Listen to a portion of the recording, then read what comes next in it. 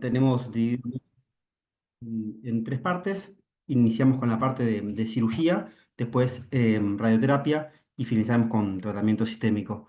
La parte de cirugía va a estar a cargo del doctor Facundo Iriarte. Él es médico recibido de la Universidad de Tucumán, revalidó su título en los Estados Unidos y luego hizo la especialidad en cirugía torácica en Buenos Aires. Facu, gracias por tu tiempo y bueno, te dejamos arrancar. Hola, buenas tardes. Bueno, muchas gracias. Dame un segundito ahí que abro un poquito esto. Acá, ahí va. Bueno, a ver, vamos a compartir acá. Perfecto. Ahí vamos. Em, ¿Se ve bien? ¿Se escucha bien? Perfecto, sí, sí, se ve y se escucha. Bueno, buenísimo. Arrancamos nomás, entonces. Muchas gracias por la invitación a disertar un poquito sobre el rol de la cirugía en el mesotelioma. Justo en una época bastante polémica, digamos, porque salió justo el Mars 2, que es un trabajo que lo vamos a tocar un poco acá. Imagino que también lo van a tocar un poco después en la tercera charla, el rol de la terapia sistémica, ¿no? Así que bueno, me presento, yo soy Facundo Iriarte, soy cirujano de tórax de hoy del Hospital Alemán. Voy a dar esta charla que va a tener una presentación personal en cuanto a también mi experiencia en esta área, la estadificación de mesotelioma, la presentación un poco del MARS 2, algunos datos quirúrgicos de centros de referencia y algunas conclusiones. Eh, yo hice mi residencia de cirugía general en el Hospital Británico de Buenos Aires, luego la jefatura de residentes, mientras fui revalidando mi título con los USMLE Steps y apliqué y ahí corrijo un poquitito, me fui a Estados Unidos a hacer directamente tórax allá. Estuve 2 años, el primero en Fox Chase Cancer Center de Filadelfia, que es el primer cáncer oncológico del país, como sería, estimo el rojo acá. Eh, y luego estuve de fellow en el Memorial Sloan Kettering Cancer Center de Nueva York, que es hoy uno de los más importantes también con el MD Anderson en Estados Unidos. Ahí tuve obviamente en Fox Chase con esta persona que para mí pongo la foto porque a modo de dar gracias, porque es Stacy Su, que fue la consentida de David Sugar Baker, particularmente que van a ver que es uno de los que mejor experiencia o más experiencia tenía en mesotelioma. Luego, obviamente, la graduación en el Memorial con James Wan, que era el director de programa, y este equipo del Memorial Sloan Kettering Cancer Center de Nueva York, que la verdad fue increíble la experiencia que tuvimos ahí. Y bueno, vamos con lo nuestro. Eh, Quería comenzar un poquito por la guía de las NCCN Guidelines, como para darle un contexto a ver dónde vamos a localizar la cirugía acá en esto, porque no tiene un rol preponderante. Veo que se pasa. Entonces, ante un derrame pleural recurrente o un engrosamiento, se hacen ciertos estudios como tomografía de tórax, toracocentesis. La idea es hacer una biopsia pleural, ¿sí? En forma temprana para poder tener un diagnóstico. Se confirma el diagnóstico de mesotelioma y ahí, una vez que tenemos el diagnóstico, lo ideal es discutir cada caso en particular y básicamente es cada caso en particular porque cada uno es muy diferente con un equipo multidisciplinario, ¿no? Y ahí entramos a lo que es la evaluación en el pretratamiento, digamos. Eh, la evaluación pretratamiento consta obviamente de las imágenes, ¿sí? Y ahí vamos a tratar de determinar un estadio clínico y también con bastante dificultad, pero básicamente hoy las guías dividen acá en lo que es un estadio clínico 1 y histología epitelioide, ¿sí? En donde entra la terapia sistémica, la observación y en un costadito la evaluación quirúrgica, digamos, y el resto ni lo mencionan. Y acá en esta página de las NCCN Guidelines, básicamente lo que dice es que el beneficio de la resección quirúrgica no está bien definido, ¿sí? Y que la evidencia, digamos, básicamente es polémica para ver si hay algún beneficio con la cirugía, salvo exceptuados casos. Y ahora vamos a ver cómo sigue esto. Digamos que tenemos un paciente que tiene mesotelioma y está considerando la cirugía porque consideran que es un estadio 1 epitelioide, o creen que es apto para cirugía en principio, y les muestro eh, que básicamente todo lo que se intenta hacer para definir qué estadio es, en principio, y ahí tenemos los examen funcional respiratorio, un PET-TC, mediastinoscopía o EBUS. Nosotros particularmente hacíamos EBUS a todos los pacientes, incluidos los de pulmón, este, y cardiac stress test, una resonancia magnética digamos, de tórax, que es opcional, pero muchas veces se la pedía. E inclusive también todo lo que son los abordajes invasivos, como por ejemplo una videotaracoscopía del lado contralateral para ver si está afectado o no, o una laparoscopía para ver si está afectado el abdomen.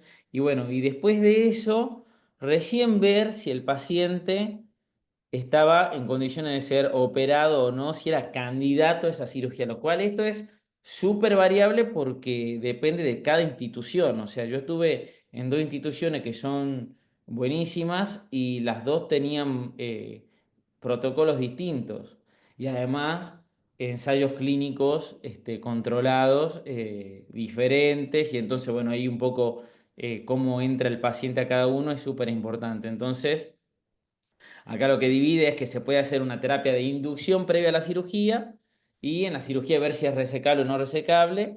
Si es resecable, hoy en día el tratamiento de elección es la pleurectomía de corticación, a raíz de un trabajo que lo vamos a ver acá, que es el trabajo de Raya Flores, que se entrenó en el Memorial y después se fue al Mount Sinai, mismo ahí en Nueva York. Este, en el que evidenciaron en ese trabajo en el que la neumonectomía extrapleural tenía más mortalidad y por eso hoy no es de elección, salvo exceptuados casos también que un poco lo podemos discutir después, porque es una crítica también en el MARS 2. Eh, y si era irresecable, obviamente, después todo lo que serían los tratamientos de radiación local y terapia sistémica si hay progresión, o cirugía de entrada también, que lo hemos visto varias veces nosotros, y determinar básicamente lo mismo, si es resecable o no resecable, básicamente se determina en la cirugía. ¿Sí? Y ahora vamos a ver por qué esto y por qué es tan difícil tratar el mesotelioma. Y acá tenemos la estadificación. Ya habrán visto toda la batería de cosas que se hacen para estadificar al paciente, y van a empezar a ver que acá hay una diferencia. Mismo esta es la última edición de la clasificación, ¿viste? De la estadificación de la IASSLC, y ya hay una discordancia entre lo que es un estadio clínico y el patológico, porque, por ejemplo, no nombran en la parte clínica eh, el posible, digamos, digamos que esté afectado el parénquima pulmonar, por ejemplo. Hay como una discordancia entre la clínica y la patología, como que si vos operás ahí y de repente veías que estaba infiltrado el pulmón, clínicamente quizá no se veía, pero si lo encontrás después en la patología es un estadio 2. Bueno, así se repite obviamente también en el estadio 3, lo mismo en la clínica, que no se vea bien afectado el pericardio y después sí esté afectado el pericardio. O sea, hay una discordancia muy importante entre lo que es la estadificación clínica y la patológica. O sea, siempre se ve que es en la imagen, obviamente, el defecto de la misma imagen, de que nos dice seguramente esté más avanzado de lo que nosotros creemos, y por eso es tan importante poder estadificarlo adecuadamente, ¿no? Lo mejor posible, digamos. Eh, no quiero adentrar básicamente en todo lo que es T1, T2, T3, T4, porque me parece que eso ya un poco lo pueden ver, los N1, los ganglios, que estén afectados básicamente del mismo lado.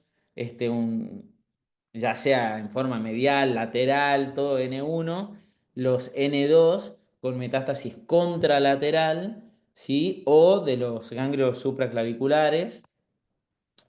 Y bueno, y la estadificación acá como sería acorde a esto, ¿no? Este, y bueno, vamos a tocar un poquito lo que es el Mars 2, un poco nada más, porque yo me voy a adentrar un poquito en lo que es la crítica, como para meter un poco de picante a esto, porque, bueno, se va a poner entretenido. Este es un ensayo nacional del Reino Unido, ¿sí? Fase 3 multicéntrico, con dos grupos paralelos, pragmático, randomizado controlado, de superioridad, todo lo tope de gama, que sería en investigación, que incluyó 26 hospitales, 21 reclutadores, uno solo quirúrgico y 4 reclutadores y quirúrgicos. Entre los años 2015 y 2021, con 1.030 pacientes que fueron evaluados, pero que solo se randomizaron 335, van a ver que ahí hay un 30% de pacientes que eso se va a repetir. Se va a repetir. Hoy en día muchos de los pacientes que se tratan son alrededor de más o menos un 30% que se terminan tratando, por lo menos para cirugía y digamos, ciertos tratamientos, ¿no? Entonces 169 a cirugía y quimioterapia y 166 solo a quimioterapia.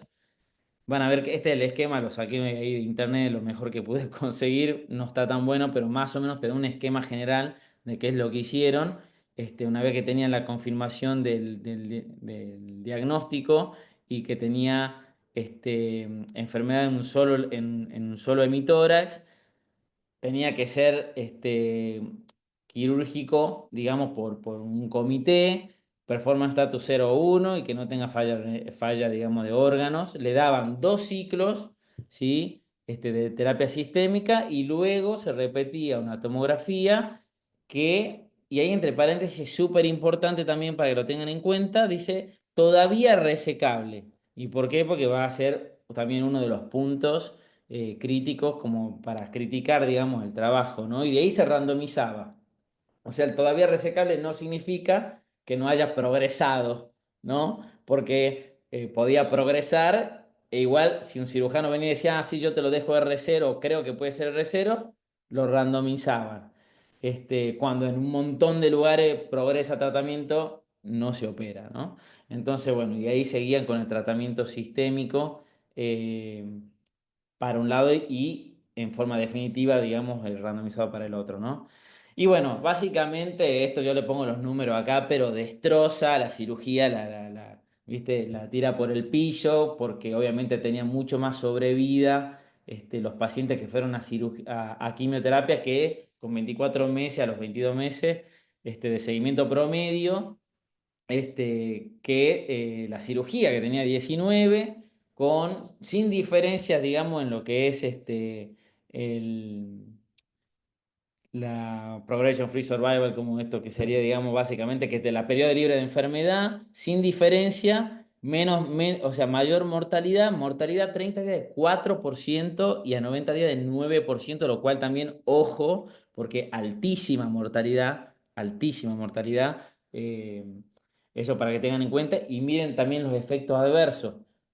Los mayores a grado 3 318, y esto es como un poco también para todos los que están acá en el, digamos, en el Zoom, vean cómo uno con la estadística puede buscar diferentes formas de mostrar los números ¿no? En un trabajo, pero básicamente, bueno, nada, 318 efecto adverso grado 3, lo cual es un montón, versus 169 del otro lado, con una mediana de uno por paciente y 0 por paciente en el de quimioterapia.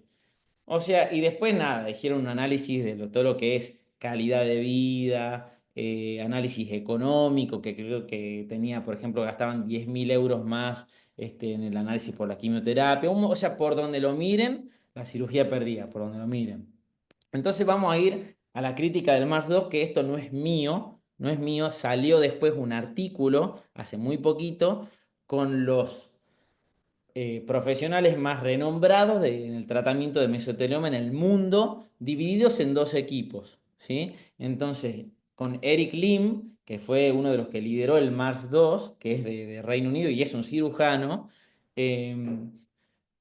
por un lado armando un equipo con otros profesionales a favor del Mars 2 y un equipo de profesionales como por ejemplo Isabel Opitz, que está en Suiza, que es súper conocida, la van a ver en todas las partes académicas de todo lo que es cirugía torácica mundial, Marc de Perrot, que es del grupo de Toronto, que Toronto también líder en tratamiento de mesotelioma y demás, con otros profesionales en contra, haciendo la crítica a lo que es el Mars 2 y en esta crítica básicamente se tienen distintos ítems, ¿no? Como para que ustedes sepan cuál es la crítica que hacen estas personalidades que son los que determinan cómo se operan los pacientes en estos centros, ¿no? Uno es la estadificación, que ya dijimos. Hicieron solamente tomografía computada todos, no hicieron PET más que en un 40% al último de los pacientes y estadificación mediastinal invasiva cero, o sea, cero.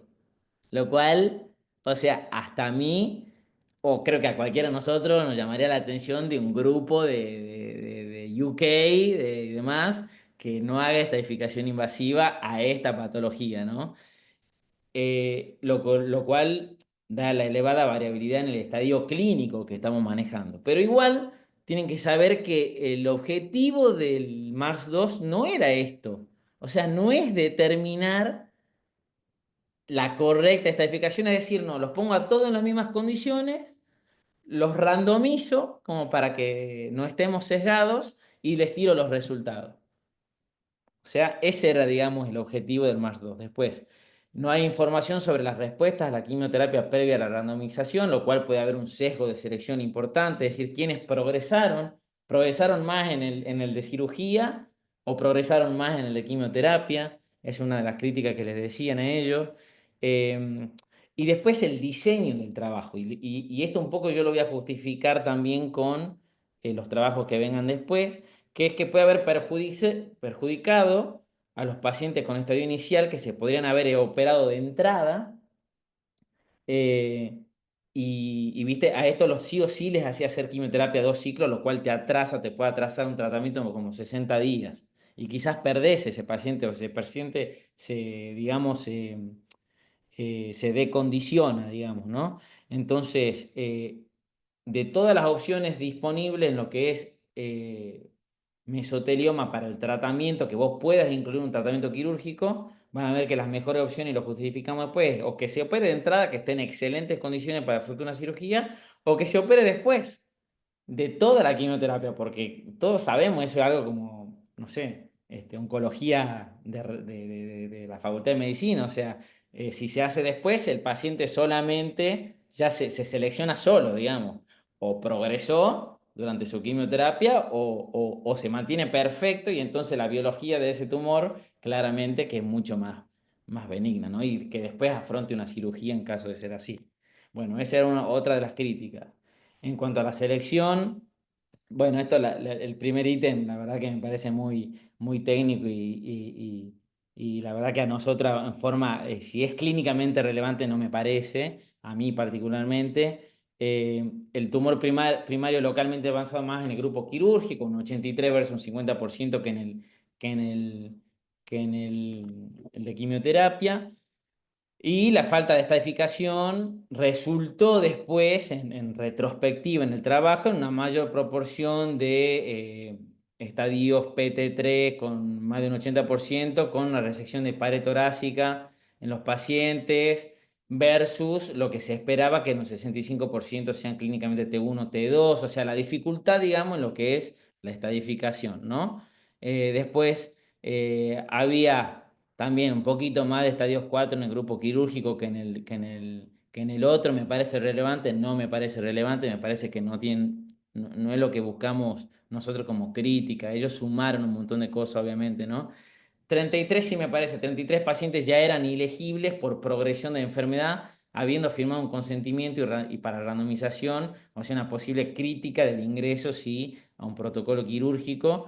Y no se usaron, ninguno de, hay un montón de prognosticadores, como el estado nutricional, marcadores bioquímicos, entre otros, que después lo vamos a simplemente nombrar, pero no van al caso. Pero como dijimos, este trabajo no buscaba buscar perfectamente quién era el quirúrgico, buscaba igualdad de condiciones y vemos cómo nos va, ¿no? Y esto es algo que dice uno de los investigadores del MARS 2 digamos, cuando revén y hacen una crítica, digamos, interna a ellos, que hay un análisis de subgrupo del 50% de los quirúrgicos de estos pacientes no hubiesen sido considerados para cirugía, ¿sí? Eso se tienen que llevar ustedes, o sea, de esto de las críticas del Mardo, de decir, che, muchos de los pacientes que fueron al protocolo quirúrgico quizá no se deberían haber operado y quizá por eso no fue tan mal.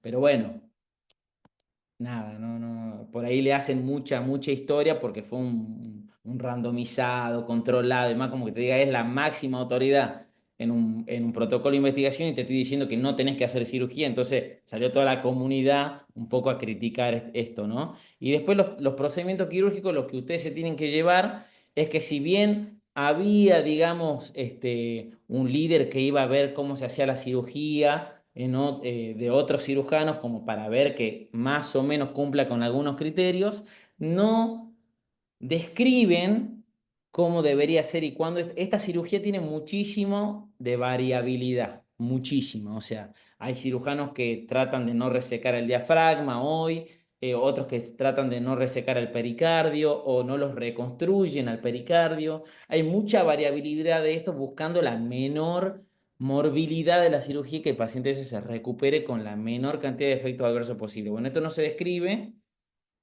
Y también un punto importante que en realidad clínicamente relevante o no en el trabajo no lo sé, porque no sé cuántos se podrían haber convertido a una neumonectomía extrapleural, pero sí le critican la imposibilidad de hacerlo, porque si vos tenés, por ejemplo, nada de compromiso pleural y tenés un compromiso cisural importante entre los lóbulos y tenés que hacer una neumonectomía, no podés hacer la neumonectomía, como malísimo, ¿no? O sea, bueno, es una de las críticas y eso puede llevar a una mayor recurrencia local y obviamente más efectos adversos, mayor mortalidad y demás.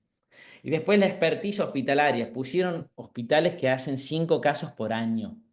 O sea, 5 casos por año. Para que ustedes se den una idea, el Memorial hace más de 40 por año. ¿Sí? O sea, una diferencia abismal. Y no solamente lo quirúrgico, no solamente es aprender a operarlo, tienen que saber como todos los que por ahí trabajamos nosotros en nuestros hospitales, dependemos de las enfermeras, dependemos de los terapistas y demás, y es operar 5 por año no es lo mismo que 40 sin duda.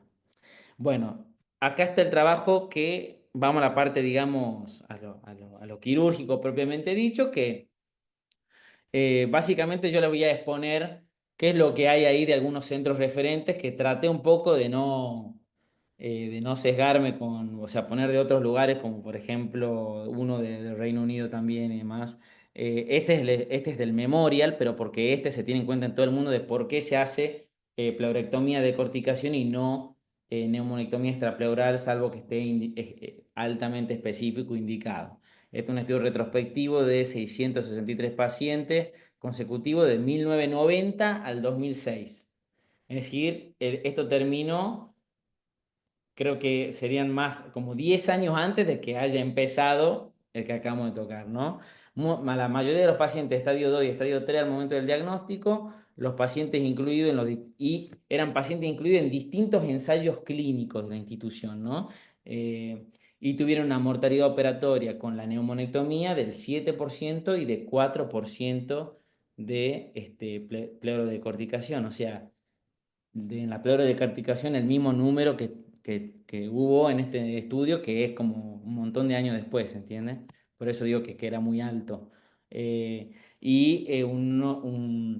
Una sobrevida global a 5 años para todo de un 12% y promedio por estadio, en estadio 1 38 meses y en estadio 2 19 meses, que es bastante aceptable para por lo menos el estadio inicial. Y hay que ver igual cómo era la estadificación y qué tenía en cuenta, ¿no? Esto no está hecho para comparar, porque van a ver que la variabilidad entre trabajos de mesotelioma es tan grande que no se comparan los trabajos. Ninguno se compara, ¿se entiende? Para que ustedes tengan una noción de los números, más o menos, che, cuánto es una sobrevida con alguien que fue a cirugía, cuánto es una sobrevida de alguien que hace solamente tratamiento sistémico, Y después las combinaciones, que hay un montón con radioterapia y demás, que ya lo vamos a ver. Pero es muy difícil de comparar porque no hay números y hay tanta variabilidad que es imposible. Y esto es súper interesante. Miren lo que es los efectos adversos, la diferencia de los números. Hemos hablado que en el Mars se presentaron más de 300 efectos adversos de grado 3. ¿Se entiende? Y miren la diferencia con esto. Es abismal, digamos. Miren, esta es la de la neumonectomía, digamos. Y esta es la de la pleurectomía de corticación, ¿sí? O sea, una diferencia totalmente abismal, digamos, ¿no? Em, yo voy a ir pasando igual, si vos me querés interrumpir, Agustín, o algo, me interrumpí porque mi idea era dar una clase que no sea aburrida, sino más dinámica para hacernos pensar a todos, nada más, porque después no tiene un aprendizaje específico esto, digamos. Este es otro Si querés, Facu, trabajo. seguí y después al final te hacemos las preguntas. Dale, dale, dale. Este era otro trabajo, bien, que se hizo pleurectomía de corticación para estadios avanzados con eh, mesotelioma solamente epitelial, logrando una sobrevida de aproximadamente 3 años. ¿Sí? Entonces, el análisis de 90 pacientes consecutivos operados por mesotelioma epitelial, con EPD es pleurectomía de corticación extendida, que es cuando se saca el pericardio y el diafragma, eso para que lo sepan, y PDT es la terapia fotodinámica, que usaron acá como a modo de control local. En 2 ensayos clínicos de 2005-2003 en la Universidad de Pensilvania, la cirugía era solamente hecha por un cirujano, o sea, no había variabilidad en cuanto a la cirugía. 13 fueron excluidos por presentar histología mixta, o sea, acordémonos que acá solo querían ver cómo le iba a los epiteliales, ¿sí? Porque uno de los factores pronósticos más importantes, digamos, de mesotelioma.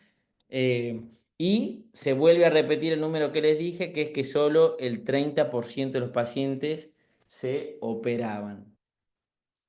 En la evaluación preoperatoria incluyeron la evaluación del riesgo quirúrgico, tomografía, PET, resonancia magnética, broncoscopía, laparoscopía y toracoscopía diagnóstica, pero presentaron un enrolamiento amplio porque incluyeron patología con Balki, digamos, grosera, nodal, afectación de la pared torácica amplia y 2 pacientes con enfermedad fuera del emitora que luego del tratamiento sistémico completo, no mostraron enfermedad en dichos sitios. ¿Sí? Obviamente, sesgo de selección por todos lados, pero no queremos validar, digamos, una comparación, sino simplemente ver cómo les iba. ¿Sí?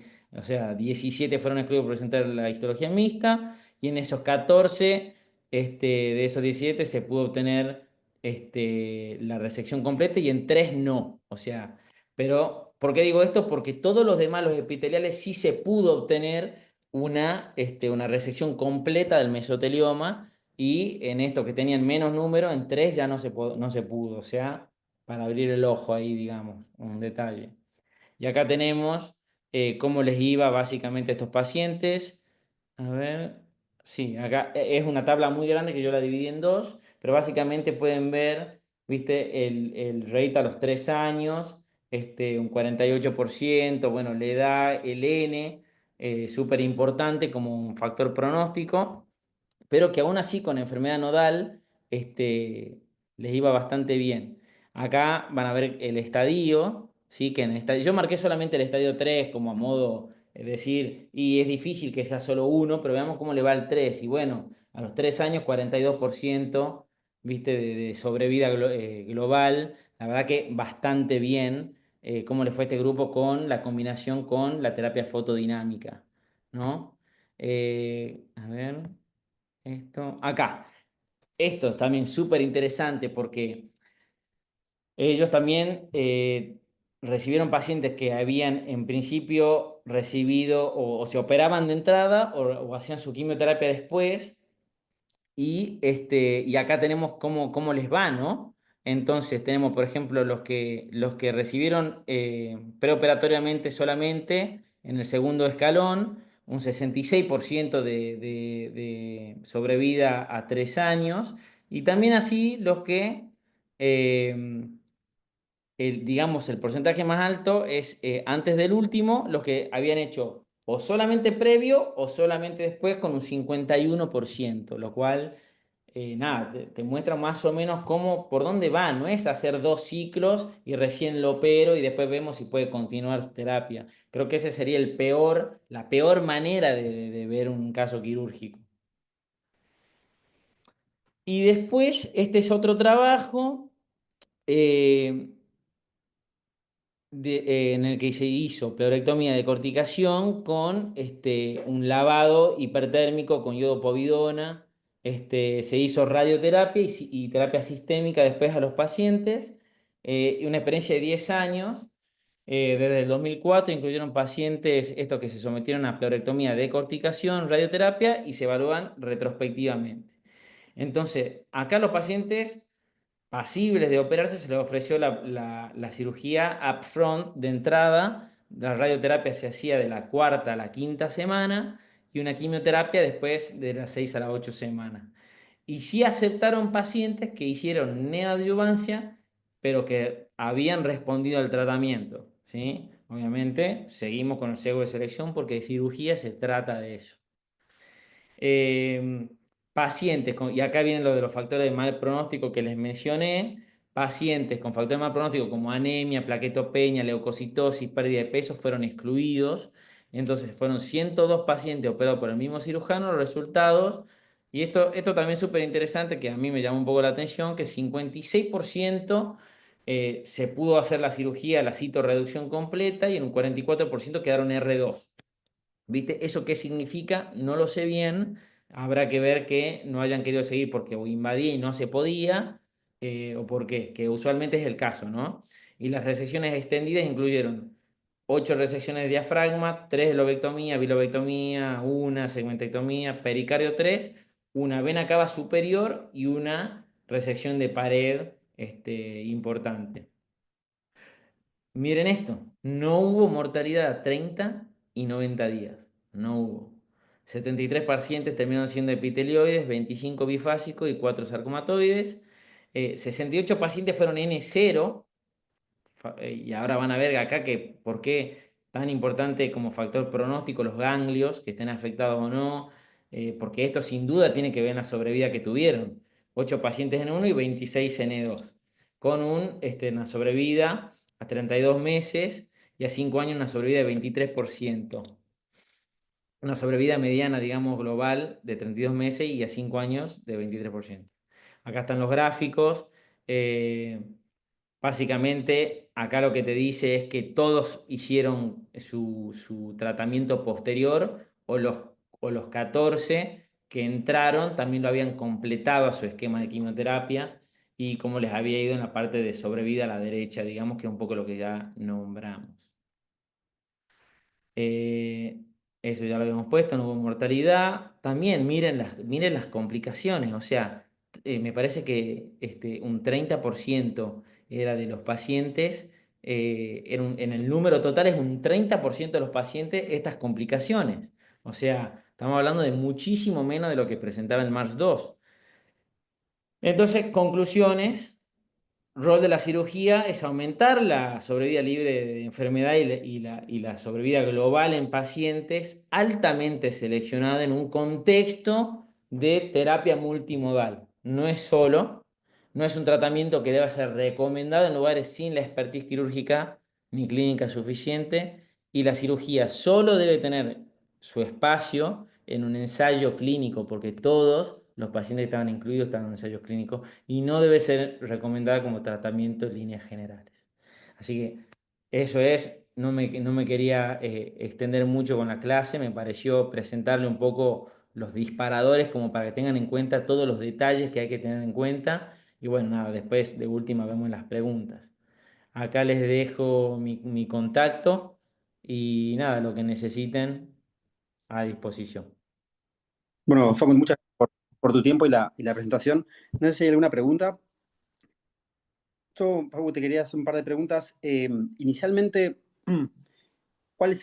consultar cuáles son los biomarcadores o parámetros que vos tenés en cuenta para decidir entre una neumonectomía y la decorticación. Básicamente, primero el examen funcional respiratorio, básico. O sea, si no tiene más de 2 litros en un BF1, no va a aguantar una neumonectomía, ya es descartado totalmente. Entonces, súper importante eso como de entrada.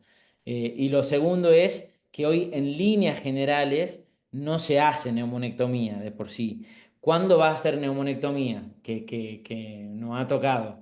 Hemos hecho en un paciente en el que vos podías sacar perfectamente todo lo que es macroscópicamente, porque es otro concepto que se tienen que llevar, que por ahí yo lo di un poco por sentado, pero por ahí no es así para ustedes, es que el paciente nunca queda R0, ¿no? Estamos hablando de que queda R1 por lo menos microscópico, ¿sí? Pero vos tenés que remover todo el tumor visible, ¿sí? Y eso es lo que se hace en el mundo. Entonces, bueno, si vos podés lograr eso con una cirugía que vos viene toda la cirugía controlada, no puse la parte técnica, pero básicamente lo que empezamos nosotros era en el memorial resecamos una costilla completa, la resecamos para tener más lugar, porque es una cirugía que tenés que ir para todo el tórax en forma abierta, y básicamente empezás por la pared, ¿sí? Empezás por la pared, y si vos podés ir viendo que vas resecando todo, primero toda la capa que, la pleura, digamos, parietal y mediastinal, si vos ya una vez que puedes resecar eso, recién te vas bien a lo que es digamos, continúa la cirugía, obviamente con el hilo, la cisura, y si vos ves que el paciente lo puede tolerar, ¿sí? Y realmente es muy artesanal, ¿eh? Muy artesanal, pero si vos ves que el paciente puede tolerar con Bien. la capacidad respiratoria y lo puedes dejar R1, digamos, o sea, con la citorreducción completa, y un poco eso se charla previamente, pero ahí se hace la neumonectomía, ya no se hace más de entrada. No sé si contesta eso la pregunta, pero más o menos así como, no hay algo directamente, no se hace, Bien. pero y en esos que ya entraron en el altamente seleccionado de quirúrgicos, si hace falta hacerla, hay que ver que lo aguante el funcional respiratorio y que quede R1, digamos. Bueno, gracias. Recién viste, mostrabas los resultados del MARS 2 y llama un poco la atención, capaz la cantidad de efectos adversos grado 3. Te quería preguntar en tu opinión, porque siendo drogas que utilizamos habitualmente, ¿cuál es tu opinión? ¿Por qué crees que hay tanta cantidad de efectos grado 3 con drogas que utilizamos rutinariamente? No, a ver, sinceramente creo que sin duda tiene que estar en cómo lo clasificaron, ¿no? No adentré en cómo clasificaron ellos los efectos adversos, pero ahí está. O sea, no hay otra para mí. O sea, en ningún lugar, creo que ni acá en Argentina, si nos ponemos a tratar, aunque sea solo con quimioterapia, van a tener un número que tuvieron ellos, ¿entiendes? Deben haber considerado algunas cosas, como por ejemplo, nosotros y esto un poco a modo anecdótico. Imagínate todos los pulmones que hacíamos todos los días, operaba 3 pulmones por día, yo 3 o 4 así.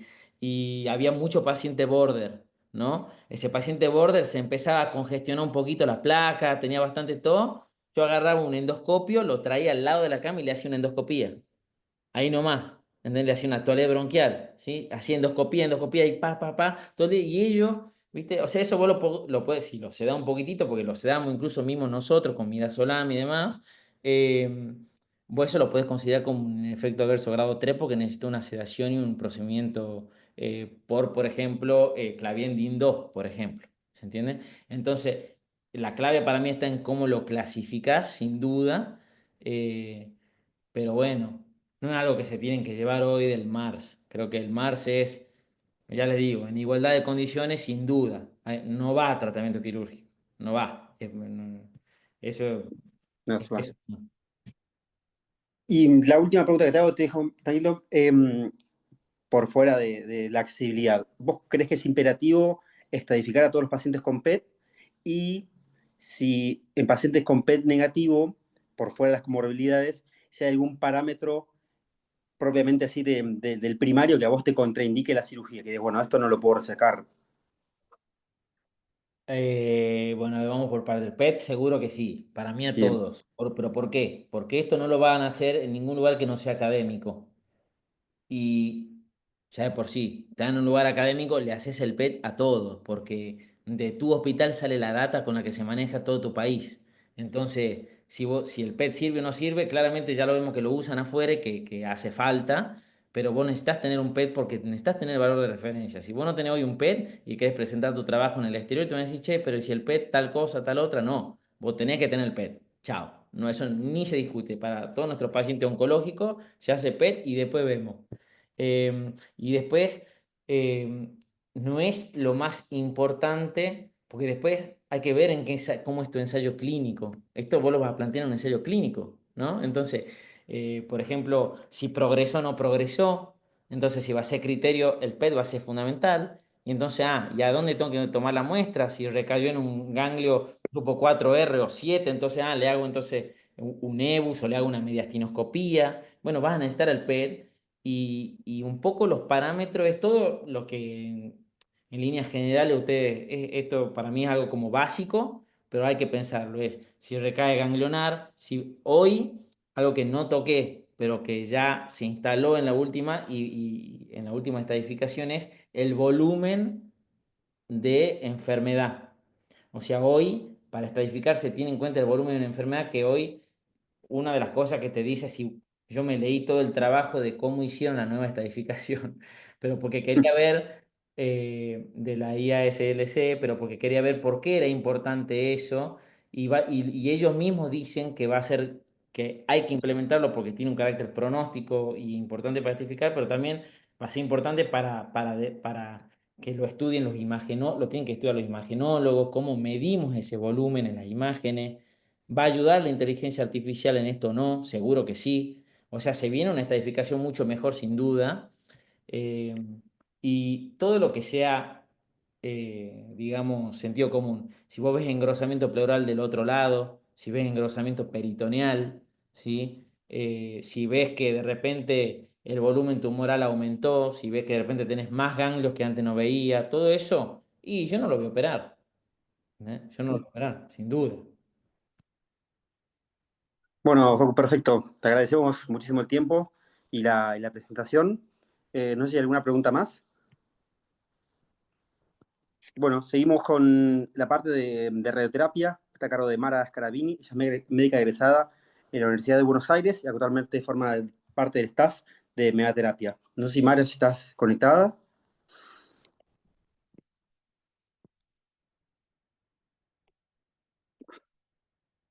Bueno, si Mara no está conectada, seguimos con la parte de sistémico que lo va a dar la doctora Samila Ferreira. Ella también es médica egresada de la Universidad de Buenos Aires y actualmente forma parte del Servicio de Oncología del Hospital Italiano de Buenos Aires. Yami, no sé si estás conectada.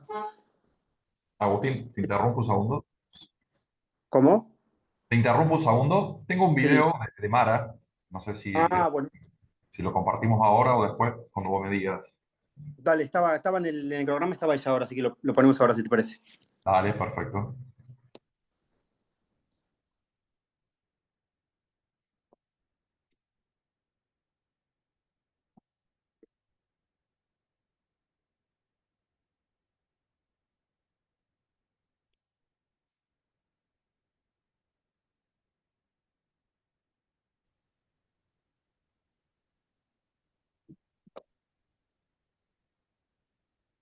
Buenas tardes a todos, mi nombre es Maralía Scarabino, yo soy médica especialista en radioterapia del Hospital Italiano. El objetivo de esta charla es revisar un poco cuál es el rol de la radioterapia en el tratamiento de los pacientes con mesotelioma pleural. Las generalidades de la patología ya las repasamos, son bien conocidas por todos nosotros. Sí, desde el enfoque de la radioterapia me parece importante destacar que el mesotelioma es una enfermedad agresiva, que es una enfermedad difícil de tratar, que no todas las histologías se comportan de la misma manera, que no todos los pacientes pueden recibir los mismos tratamientos y que es muy importante el hecho de que la toma de decisiones se realicen en el marco de un equipo interdisciplinario de trabajo. Desde el punto de vista de la radioterapia, tenemos tres situaciones puntuales en las cuales la radioterapia Se discute su uso, por un lado lo que es la radioterapia paliativa para el tratamiento y control de síntomas, por otro lado lo que es el uso de la radioterapia como herramienta profiláctica en relación a la aparición de metástasis subcutáneas en áreas en las que se llevó adelante algún procedimiento invasivo, y por otro lado la radioterapia como parte del tratamiento trimodal de estos pacientes. La radioterapia paliativa, el objetivo es paliar un síntoma. ¿Sí? ¿Cuál puede ser ese síntoma? Dolor por infiltración de las estructuras de la parrilla costal por los tumores, obstrucción o sangrado bronquial, obstrucción esofágico, u otros síntomas que estén generados por enfermedades metastásicas. En líneas generales, desde la radioterapia lo que se recomienda es que se implementen estos tratamientos con técnicas de baja complejidad y de rápida implementación. Esto podría ser radioterapia tridimensional conformada o una radioterapia de intensidad modulada, y que se priorice utilizar esquemas de tratamiento cortos, ¿sí? Principalmente una de las recomendaciones es tratar de utilizar fraccionamientos de más de 4 Gray día.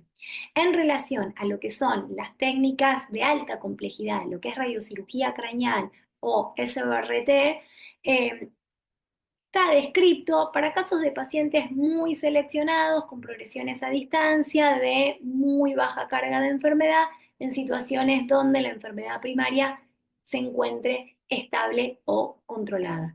Con lo cual, se recomienda el uso de la radioterapia para paliación de síntomas. Personalmente creo que es uno de los roles más importantes que tiene la radioterapia, porque busca mejorar la calidad de vida de estos pacientes, ¿sí? Acá tenemos un ejemplo donde tenemos un caso clínico donde se está utilizando la radioterapia como herramienta para paliar el dolor de la infiltración de la parrilla costal. Fíjense que uno no elige tratar toda la enfermedad macroscópica, sino lo que uno busca es tratar pequeños recortes de la enfermedad que se vinculen con el síntoma. Este tratamiento está planificado a 20 Gray de dosis total en fraccionamientos de 4 Gray día con una técnica de BIMAT, que es una técnica de radioterapia de intensidad modulada entregada en ASCO. El segundo lugar es el rol de la radioterapia como herramienta profiláctica, ¿sí? Busca irradiar los tractos de las vías de procedimientos terapéuticos o diagnósticos con el objetivo de disminuir el riesgo de metástasis subcutánea.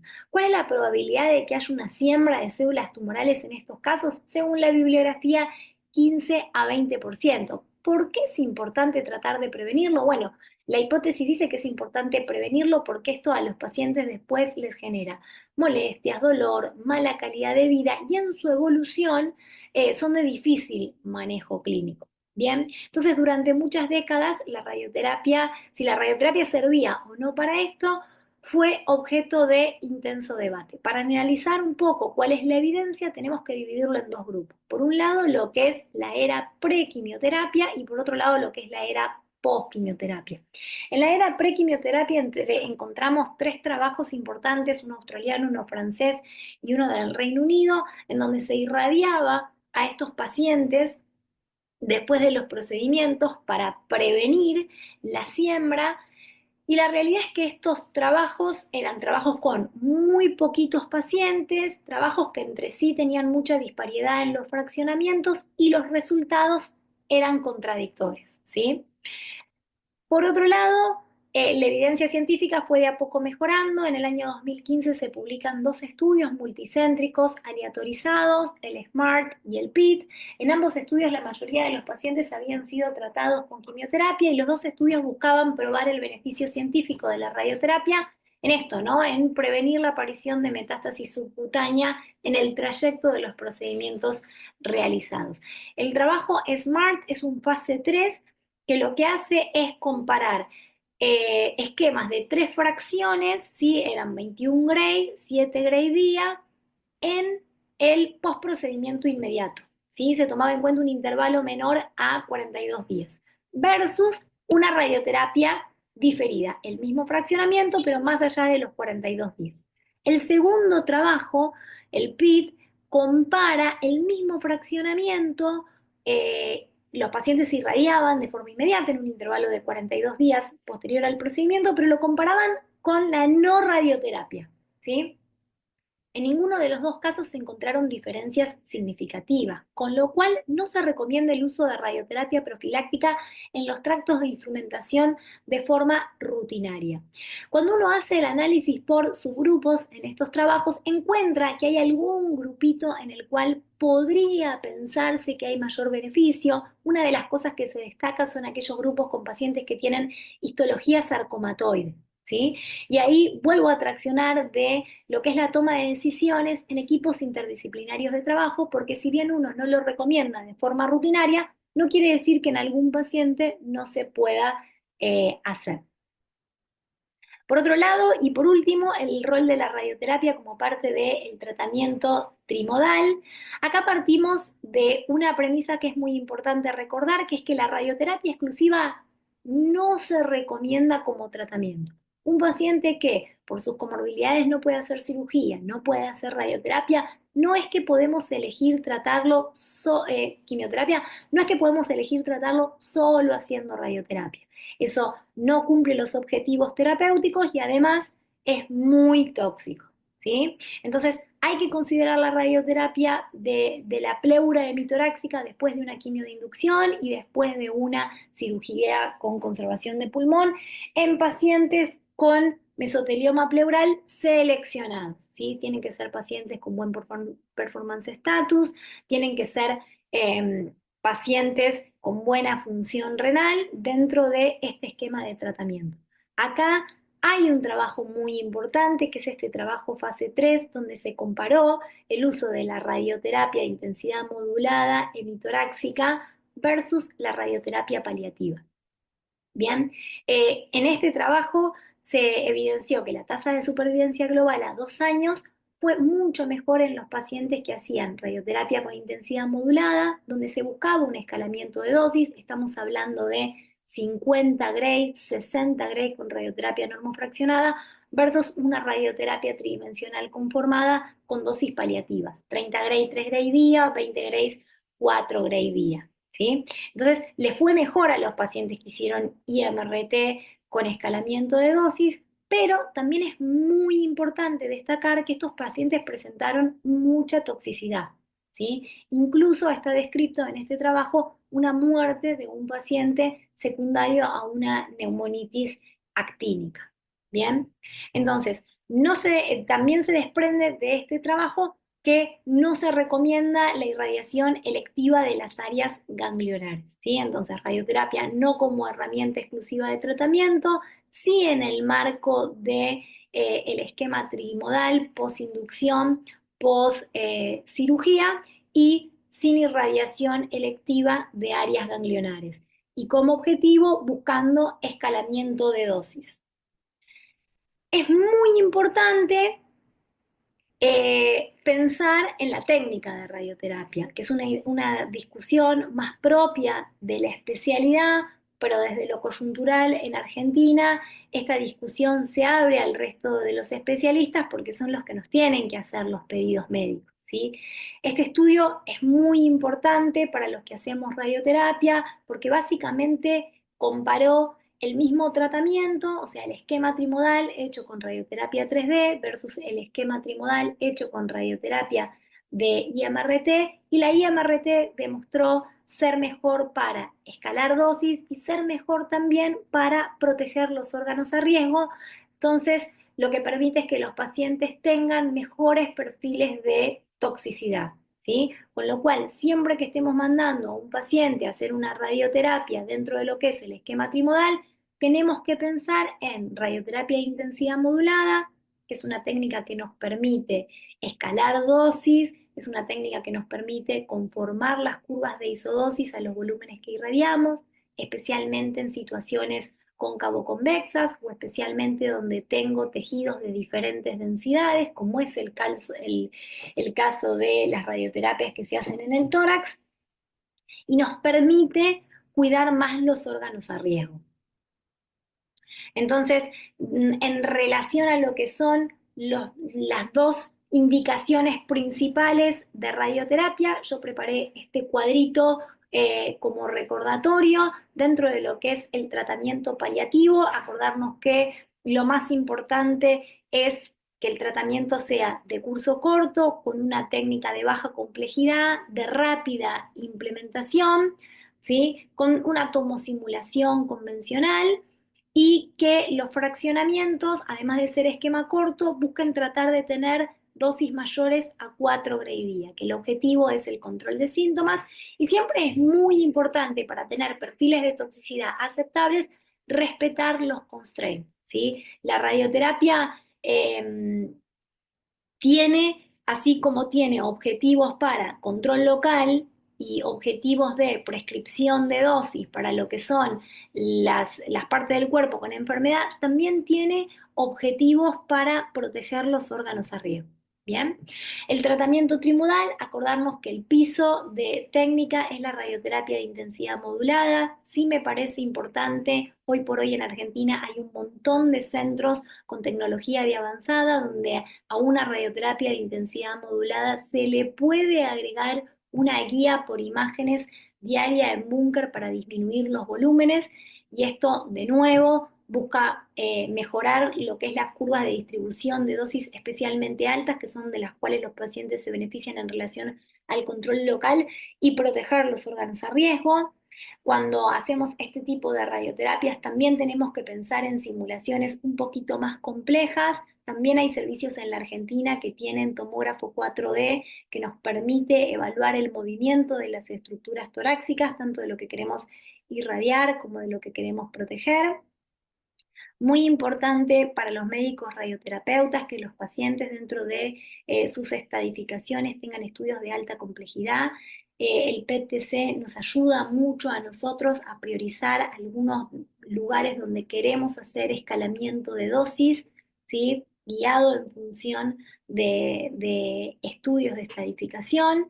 En este caso cambia el volumen de tratamiento, ya uno trata de incluir todo el hemitórax, cambia el fraccionamiento y cambia la dosis total porque nos vamos al fraccionamiento convencional y a buscar escalamiento de dosis, 45 a 60 gray como dosis total y el objetivo es disminuir el riesgo de recaída local, mejorar la sobrevida global de estos pacientes.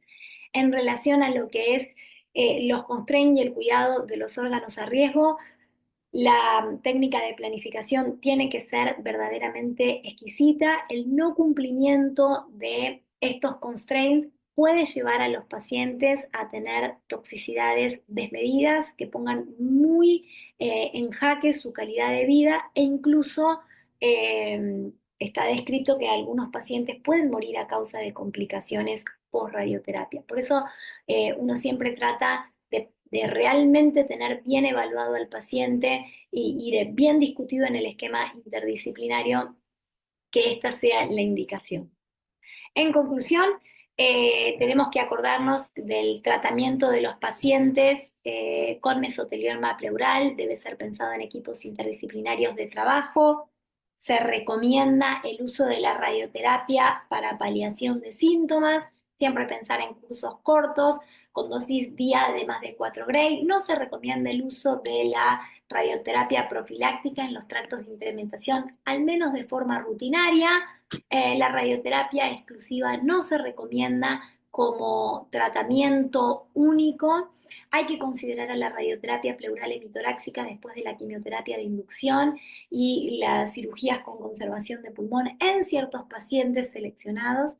No se recomienda nunca la irradiación electiva de las áreas ganglionares y siempre pensar que el estándar mínimo de tratamiento para un esquema trimodal es la radioterapia con intensidad modulada y de ahí para arriba con el objetivo no solamente de tener control local, sino también de pensar en minimizar la toxicidad por el tratamiento radiante. Desde ya, muchas gracias a todos por la atención. Les dejo mi mail en caso de que alguno tenga una duda o tenga ganas de discutir algún paciente. Muchas gracias a todos. Bueno, muy bien. Ahora sí, seguimos con la parte de tratamiento sistémico. Está a cargo de la doctora Yamila Ferreira. Ella, como decíamos, es egresada de la Universidad de Buenos Aires. Realizó la residencia en oncología clínica y actualmente es miembro del Servicio de Oncología del Hospital Italiano de Buenos Aires. Yami, bienvenida y bueno, te dejamos con el espacio. Hola Yami, perdón Bueno, que recién me conecto, ¿cómo estás? hola, ¿cómo anda, Lucho? Bien, bien, aquí Bueno, viajando. sí, me imagino. ¿Qué tal? Buenas tardes a todos. No sé si Lucha ahí quieres decir algo antes de comenzar. No, por favor, creo que te presentó Sí, perfecto. en forma muy inclusiva, Agustín. Eh, Solamente, bueno, Yami también es investigadora de toda la parte de pulmón, incluso es PI de varios ensayos clínicos, así que bueno, tiene muchísima experiencia en el tema. Bueno, Ahí. gracias Lucho por estar ahí, que estás a distancia y a horas de diferencia también. Así que bueno, gracias por estar. Bueno, buenas tardes a todos. Ahí ya tengo toda la presentación, así que bueno, fueron dentro de todo, han sido otras sesiones más largas, así que no nos podemos quejar hoy, si bien es viernes, pero bueno, vamos a tratar de hacerlo también un poco dinámico. Bueno, nos toca hoy mesotelioma pleural, tratamiento sistémico. Perdón, Yami, creo que no em, estás compartiendo tu ¿Sí? pantalla todavía. Ah, perdón. Pensé que había estado. A ver, ¿qué pasó? Perdón, ¿eh? Ahí, Ahí ahí creo se que ve sí. bien. A ver, ponerla en ¿Estamos presentación. ahí? Sí, perfecto. ¿Ahí estamos? Bien, perfecto, perdón. Muy viernes. Bueno, comenzamos. Entonces, tratamiento sistémico de mesotelioma. Bueno, la verdad que la clase de Facundo estuvo muy buena, también muy, digamos, didáctica en todo lo que es la parte de cirugía. La de Mara también. La verdad que son cosas muy puntuales que está bueno que se queden con los datos, digamos, también de las personas que tienen mucho training con esta patología. Siendo un poco más reiterativa, quizás con las cosas que ya fueron diciendo mis compañeros previos, sabemos que es una neoplasia maligna que se origina en la superficie pleural del mesotelioma, sabemos que hay otras superficies de origen de mesotelioma, no solamente la pleura, que se lleva el 85% de frecuencia, sino también el peritoneo, el pericardio y la túnica vaginalis escrotal. Sabemos que es de rara ocurrencia, baja incidencia y mal pronóstico, ¿sí? Acá generalmente la causa es de origen ocupacional ambiental, prioritariamente, por lo cual, como vamos a ver, es importante que haya legislaciones que prohíban el uso de estos materiales a los cuales están expuestos los pacientes. Datos de Argentina, sabemos bajo registro y pocos estudios epidemiológicos, pero tenemos una tasa de 2,1 sobre 1 millón de pacientes con datos entre 1980 y 2013. Mayor incidencia en hombres, adultos, es una enfermedad de edad avanzada por la latencia entre la exposición y la presentación clínica, con un promedio de diagnóstico a los 76 años. Sobrevidas globales que son un promedio de 12 meses, de un año, y sobrevida global a 5 años son menores al 10%. Con respecto a los factores de riesgo, principalmente son la exposición laboral, ¿sí? El asbesto, con su nombre comercial amianto, generalmente son grupos de minerales fibrosos que están hidratados con magnesio, más que nada en industrias de resistencia al calor, ¿sí? Por ejemplo, en hornos, en tuberías, en piletas, en barcos, ¿sí? Hay un tiempo de latencia entre la exposición y la presentación que son alrededor de 30 a 40 años. Los trabajadores expuestos al amianto tienen un riesgo de 50% más de morir por enfermedad maligna pleural o pulmonar, y cuando se suman con el tabaquismo, este riesgo aumenta un 60 veces más en aquellos versus aquellos que no están expuestos a estos dos factores de riesgo. Por eso es importante la legislación laboral para reducir su incidencia. Uno de los países que están incluidos en la legislación laboral es Argentina. Bien, con respecto a también la exposición ambiental, no solamente, digamos, que estemos expuestos al amianto, sino también que esté en los suelos. Hay áreas geográficas como Grecia, Turquía, Bulgaria y California que tienen justamente amianto, digamos, en los suelos. Lo mismo que el silicato que está en las áreas de Campadocia o Sicilia. También la radioterapia está vinculada con el aumento del riesgo de mesotelioma, más que nada radioterapia en el campo supradiafragmático, con un tiempo de latencia también entre la exposición y la presentación. Más que nada hay más evidencia con linfoma de Hodgkin o no Hodgkin. Después los nanotubos de carbono también, que tienen una estructura similar al asbesto, el parvovirus B40 y factores genéticos, más que nada el gen supresor de tumor BAP1. Su mutación somática es más frecuente más que nada en el 60% de los mesoteliomas de histología epitelioide. Y también se la vio vio vinculado con una mayor sobrevida en pacientes que hayan sido expuestos a terapia platino, con 8 a 13 meses de beneficio en pacientes que tienen esta mutación somática. Con respecto a la presentación clínica, va a depender del estadio, ¿sí? Más que nada sabemos que depende del compromiso local o de estructuras vecinas que el tumor comprometa. Vamos desde disnea, astenia, dolor torácico, dolor del, si compromete el plexo braquial, el dolor del miembro superior, disminución de peso y ya más avanzados, tos, ronquera y disfagia por compromiso de estructuras vecinas como esófago y tráquea. También es muy raro, pero suelen haberse reportado síndromes paraneoplásicos, ¿sí? Como fiebre, trombocitosis con vinculación a peor pronóstico, fenómenos trombóticos, hipoglucemia o anemia hemolítica autoinmune. Con respecto al diagnóstico por imágenes, como dijimos, como dijo bien el cirujano previamente Facundo, digamos, acá el PET es importante en cuanto a rol, digamos, de estadificación, ¿sí? También tenemos que tener cuidado de los resultados del PET, más que nada si hubo una pleurodesis previa, ¿sí? Con respecto a falsos positivos. Pero bueno, generalmente también los mesoteliomas es rara su presentación metastásica al diagnóstico, por lo cual generalmente también una tomografía de tórax y abdomen tenemos una buena valoración de la situación, donde se ve una masa pleural unilateral, con o sí, que puede estar asociado o no con derrame pleural. Obviamente, como el engrosamiento puede ir comprometiendo las fisuras, va a tener una forma de cáscara, ¿sí? Y eso va a generar disminución del volumen pulmonar y una desviación del mediastino secundaria. Después lo que es la resonancia, más que nada son pacientes en planes quirúrgicos donde se quiera descartar compromiso vascular de estructuras centromediastinales o si hay compromiso de la pared. Ahí estamos. Con respecto al arribaje diagnóstico, de preferencia es la biopsia pleural por videotoracoscopía asistida, ¿sí? Este tipo de técnica ha demostrado mejor rédito diagnóstico y por lo menos mínimamente se recomienda biopsiar 3 sitios. Se hizo un trabajo en la cual, por ejemplo, cuando se hacía la toracocentesis con citología, tuvo un rédito diagnóstico del 26. Esto aumentó cuando era con biopsia pleural cerrada un 39 y a diferencia de la videotoracoscopía que demostró un rédito diagnóstico del 98%, por lo cual es la técnica de preferencia. Si no se puede hacer el tipo de intervención, bueno, a veces hacer una biopsia pleural guiado por tomografía, por intervencionismo, digamos, sí, también sería adecuado.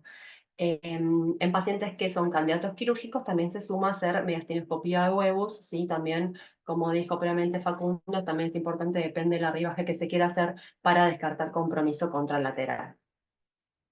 Con respecto a la histología, por la clasificación de JUE 2021, tenemos la histología basada en la morfología, digamos, epitelioide, que se lleva la mayoría de los casos en un 60% de mejor pronóstico, puede ser mixta o bifásico, o después sarcomatoide, que se lleva el peor pronóstico y es menos frecuente.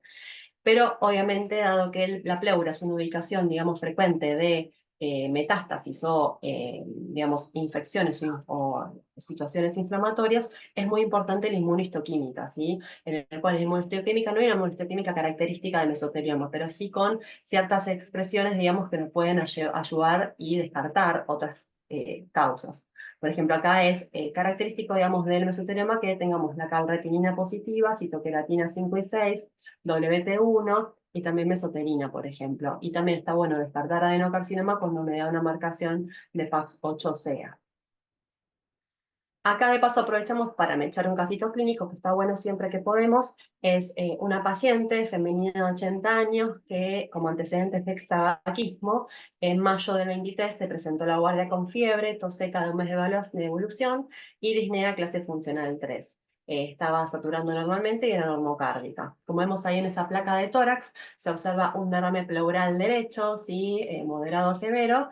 Bueno, tenía una importante escoliosis la paciente. Y la tomografía también, digamos, nos confirma este tipo de derrame derecho. Lo mismo con el corte sagital. Cuando la paciente se la interna y se le hace un drenaje pleural diagnóstico y terapéutico, acá tenemos información de citológico, ¿sí? Como dijimos, no es lo mejor. Acá nos vino un citológico positivo para células atípicas compatible con carcinoma. Hasta ahí tenemos esta información, sabemos que tenemos que profundizar. Se programó una biopsia pleural por BATS y sellado, y en la parte microscópica vino proliferación de células de aspecto epitelioide que infiltran el tejido adiposo de la pleura parietal. el patrón de crecimiento de tipo trabecular, bueno, y después en cuanto a la inmunohistoquímica, vino citoqueratina 5 y 6 positivo, calretinina positivo y TTF1 negativo, por lo cual viene un diagnóstico de mesotelioma epitelioide de bajo grado, ¿sí? Hasta ahí tenemos, digamos, lo que es el diagnóstico. Después lo seguimos al caso clínico. Bueno, con respecto a la estadificación, Facundo ya estuvo comentando, digamos, lo que era la estadificación. Yo acá no tenía la novena, tenía la octava. Pero en cuanto a dar un repasito de la estadificación, es importante que T1 son todos los tumores, digamos, que están limitados a una única superficie pleural, sea la visceral, mediastinal o diafragmática. Ya T2 es cuando invade el músculo diafragmático o invade el parénquima pulmonar.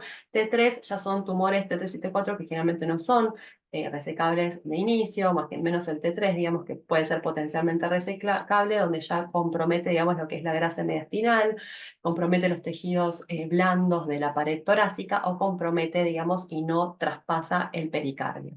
Y T4, técnicamente irresecable, cuando tiene un compromiso, obviamente, más extenso directamente, como por ejemplo comprometer la pleura contralateral, comprometer los mediastinales, comprometer la columna o el pericardio hasta generar drenaje, derrame pericárdico o involucrar el miocardio.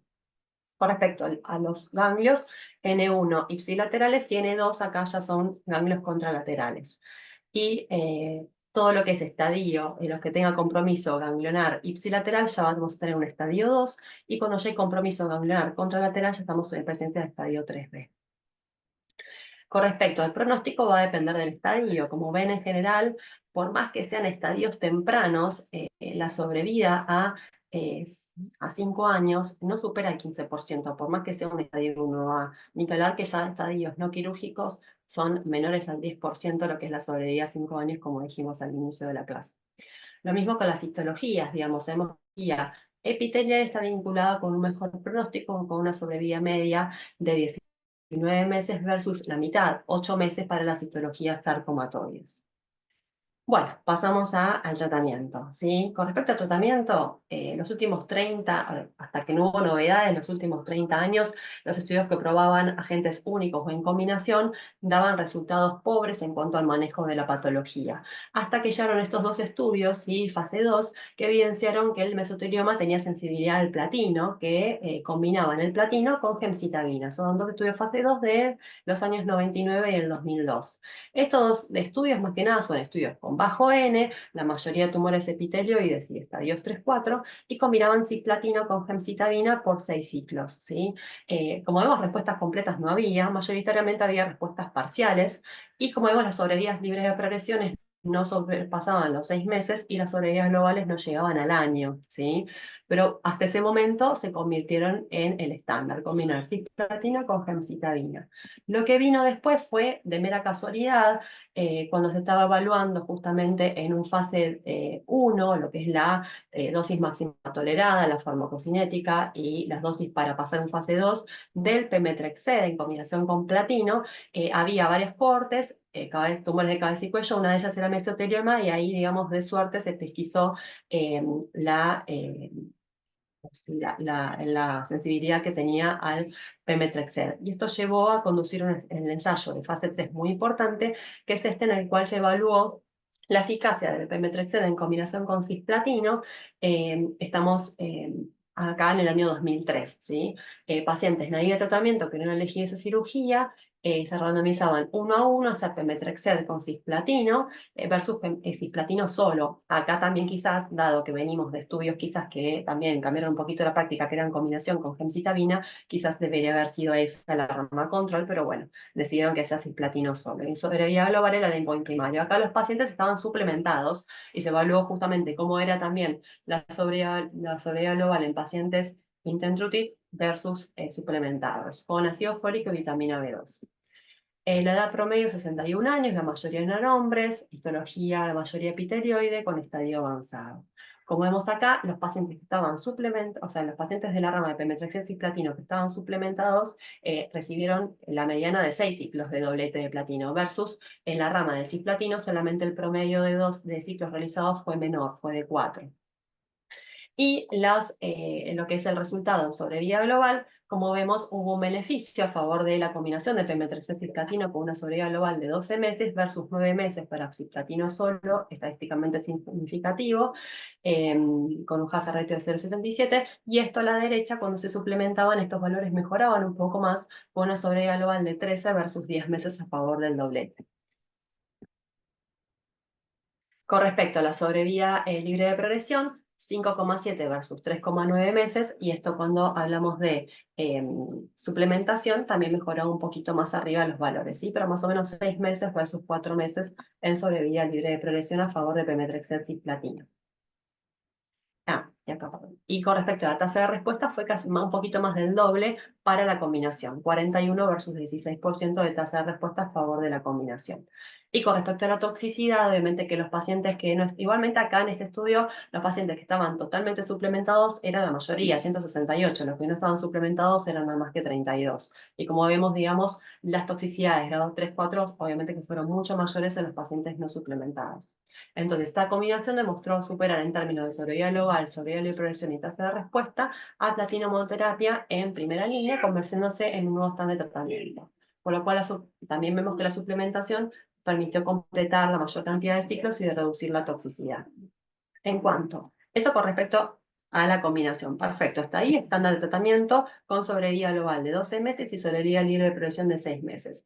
Después se evaluó también la suma a este doblete de un antiangiogénico como el bevacizumab. Acá tenemos un estudio fase 3 que es el MAPS, en el cual fue un estudio abierto en Francia, de hospitales de Francia, entre el 2008 y el 2014. Pacientes también lo mismo, de performance 0 a 2. Acá, como criterio de exclusión, teníamos a pacientes con comorbilidades cardiovasculares, pacientes antiagregados. El endpoint primario era sobrevida global, y acá se randomizaban a hacer 1 a 1, el doblete de platino más bevacizumab 15 miligramos kilo cada 21 días por 6 ciclos, y si estaba todo bien y no progresaban, hacer un mantenimiento solamente con beva hasta progresión de enfermedad o toxicidad. Rama control, doblete de platino con pemetrexed por hasta 6 ciclos. Si tenían toxicidad al cisplatino, podían rotar al carboplatino.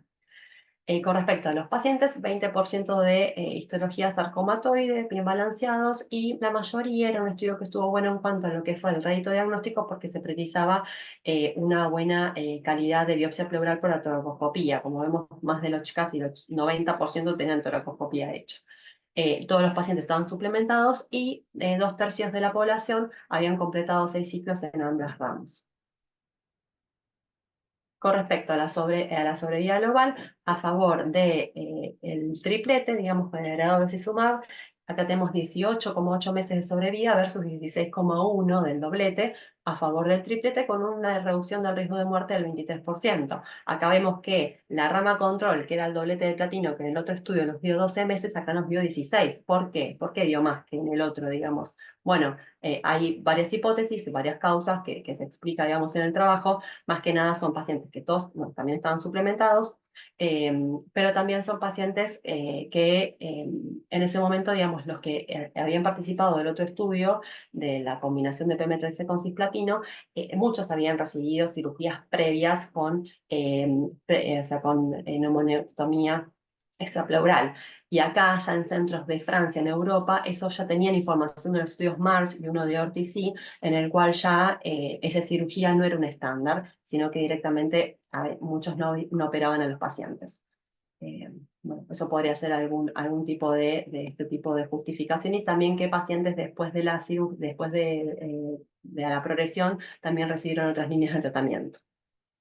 Con respecto a PFS, también superior, 2 meses de beneficio en PFS, como vemos, son 2 meses de beneficio en sobrevida global y 2 meses de beneficio en PFS, 9,2 versus 7,3 meses a favor del agregado de bevacizumab.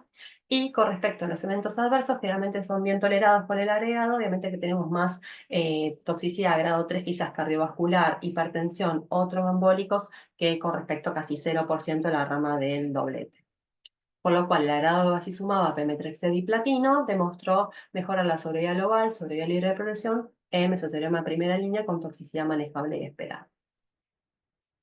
Después se quiso evaluar, digamos, ya que el carboplatino es una droga, digamos, que es más amena de manejo, tiene menos toxicidad y es más práctica de utilizar, reemplazarla por el cisplatino. Se hizo este fase 2, lo mismos pacientes con mesotelioma irresecables, performance 0 a 2 y metástasis cerebrales, endpoint primario tasa de respuesta.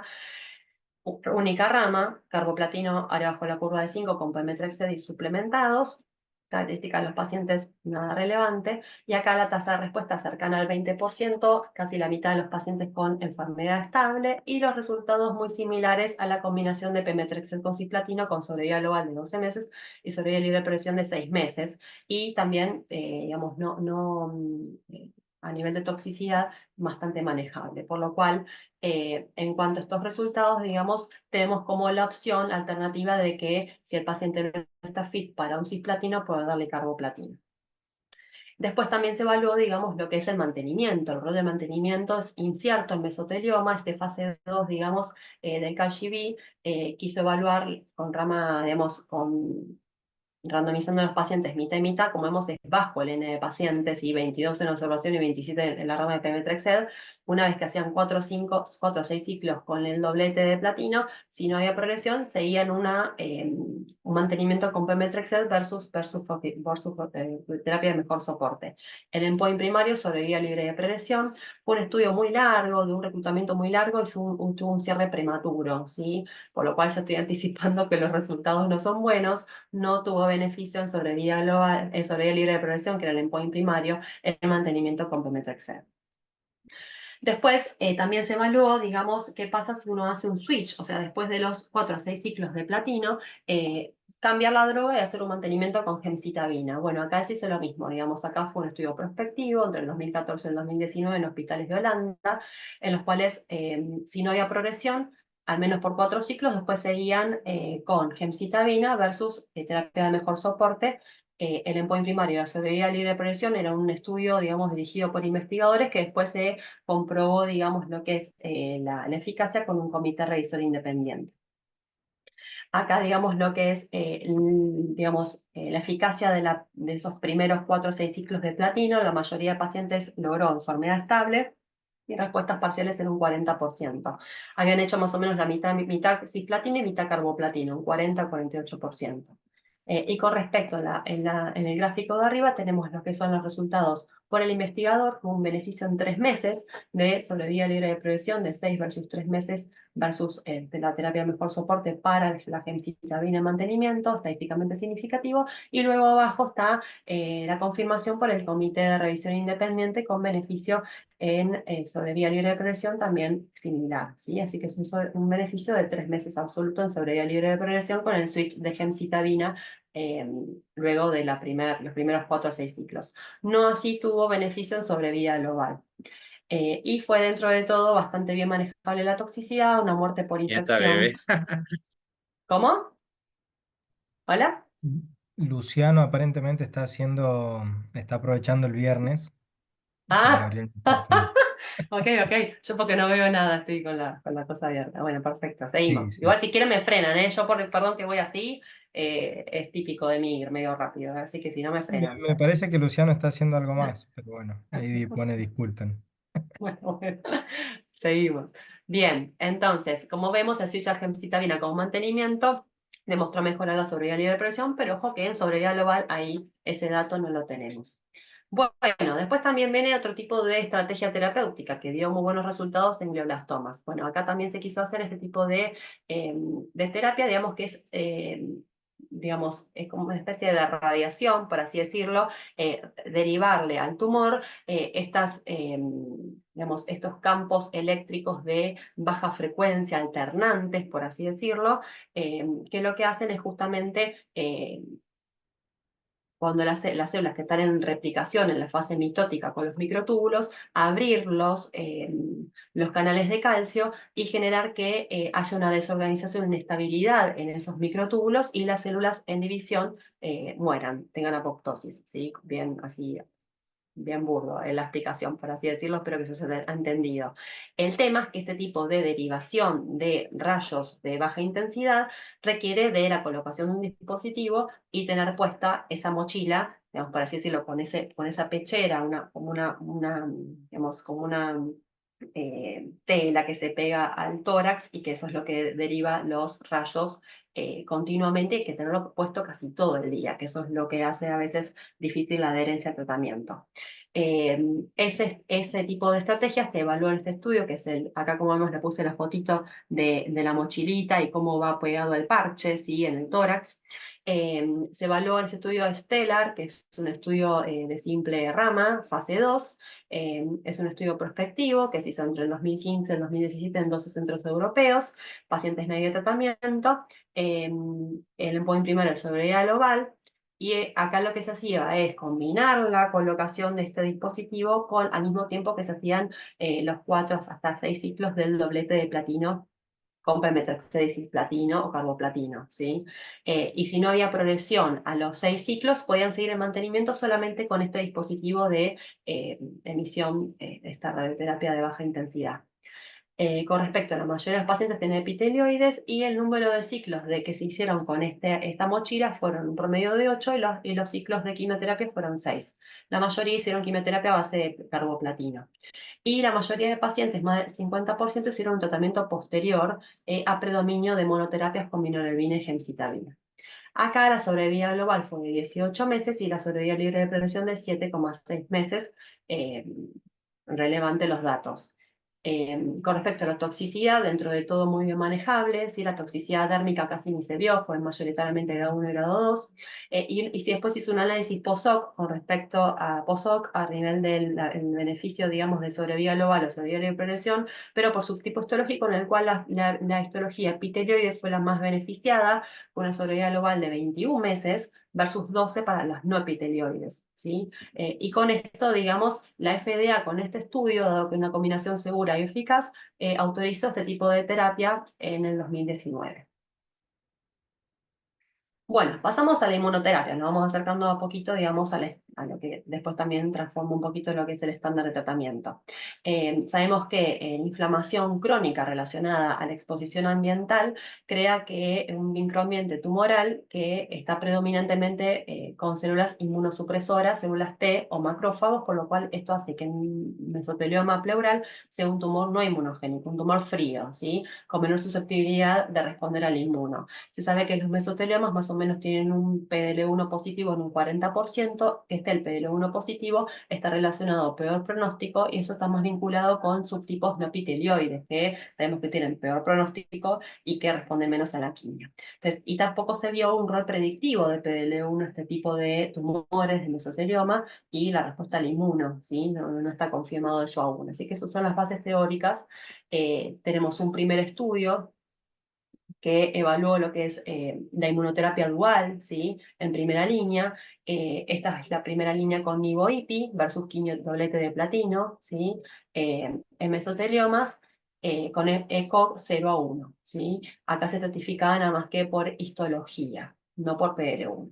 Se randomizaban 1 a 1 a las 2 ramas y seguían hasta 2 años de inmuno, y en el caso de la quimioterapia hasta 6 ciclos. En point primario sobrevía global.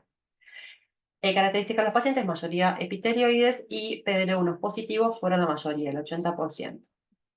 Con respecto a la sobrevida global, se vio un beneficio en sobrevida global del doblete de inmuno, 18 versus 14 meses, ¿sí? Con una reducción del riesgo de muerte del 26%, estadísticamente significativo, de una sobrevida a 2 años del doble, casi del doble, para la inmuno versus la quimio, 41 versus 27% de sobrevida a 2 años. Con respecto al análisis de subgrupo para sobrevida global, se vio un beneficio para ambas histologías, pero se vio un mayor diferencia, más que nada mayor beneficio para las histologías no epitelioides. Como vemos, tienen una sobrevida con quimio de 8 que se prolongaba a 18 con el doble inmuno, ¿sí? Con un hazard ratio de 0,46. Y lo mismo, digamos, para PL1 positivos, se vieron más beneficiados que los negativos, pero este estudio igualmente no estaba diseñado para evaluar por de acuerdo a PDL1. Con respecto, acá es lo mismo que vimos recién, las curvas para ambas histologías, como vemos mayor diferencia para histología no epiteloide con hazard ratio de 0,46. Lo mismo que hablamos recién con respecto a PBL1. Y con respecto a PFS, no hay un beneficio en PFS para el doblete de platino versus la inmunoterapia. Con respecto a tasas de respuesta, tampoco hubo un beneficio, una diferencia significativa, digamos, en lo que es la combinación de inmuno versus quimio, y la duración de respuesta sí fue mayor por la doble inmuno versus quimio, 11 versus 6,7 meses, duración de respuesta mediana. Así que sabemos que son respuestas más duraderas las de la inmuno, ¿sí? Por lo cual, después de este análisis interino preespecificado con un follow-up de 29 meses, vemos el beneficio del doblete de inmuno en primera línea, ¿sí? Ese primer estudio, fase 3, que demuestra este beneficio con la doble inmuno en primera línea, ¿sí? Como vemos, fue para todos los subgrupos, pero con mayor tendencia para la histología no epiteloide y el subgrupo de PL1 positivo. Así que, como vemos, se considera un estándar de tratamiento en primera línea de mesotelioma, nivolumab y ipilimumab.